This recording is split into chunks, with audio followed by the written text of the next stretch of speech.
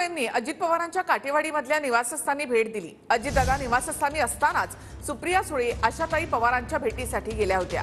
आशा काकींचे आशीर्वाद घेण्यासाठी आले होते असं सुप्रिया सुळेंनी म्हटलं। फक्त आशा काकींचीच भेट झाली, बाकी कुणाची भेट झाली नाही असं सुप्रिया सुळे यांनी म्हटलं आहे। तर सुप्रिया सुळेंनी आशाताईंची घेतलेली भेट हा एका रणनीतीचा भाग आहे असं फडणवीसांनी म्हटलंय।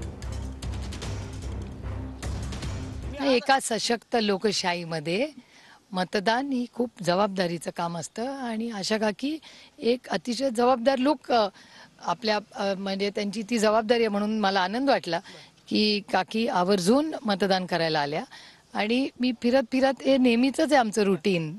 त्यामुळे काकींचा आशीर्वाद घेण्यासाठी मी आले। नाही काकी आणि मीच आम्ही काकींनाच भेटायला मिळाले, काकींना भेटले आणि निघाले। मी काकींनाच भेटायला आले होते। हे माझ्या काकींचं घर आहे, हे माझ्या काका काकींचं घर आहे। जेवढं माझ्या आईनी माझं केलं नसेल तेवढं मोठ्या काकी, आशा काकी, सुमती काकी आणि भारती काकींनी माझं केलंय। आता सुप्रिया ताई तुम्हाला भेटल्या, घरामध्ये आल्या होत्या सकाळी काय झालं? नाही मला नाही माहिती।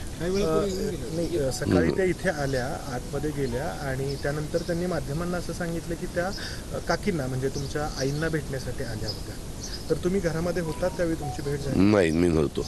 अच्छा, त्यांचं असं म्हणणं होतं की तुम्हाला कळलं किंवा माहिती आहे त्या येऊन गेलं? नाही मला माध्यमांनी त्यांना विचारलं की तुम्ही अजित पवारांच्या घरी कसे काय आला, तर त्यांचं उत्तर होतं की हे अजित पवारांचं घर नाही, आमचं घर आहे, मी पण इथे लहानाची मोठी झाली।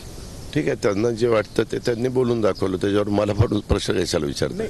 माझं मत आहे की याला फक्त मी इमोशनल टॅक्टिक्स म्हणेल।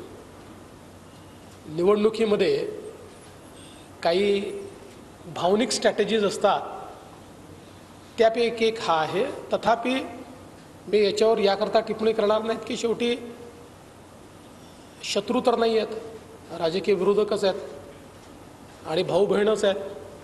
त्यामुळे का गेले का नाही गेले हे आपल्याला नंतर समजेल।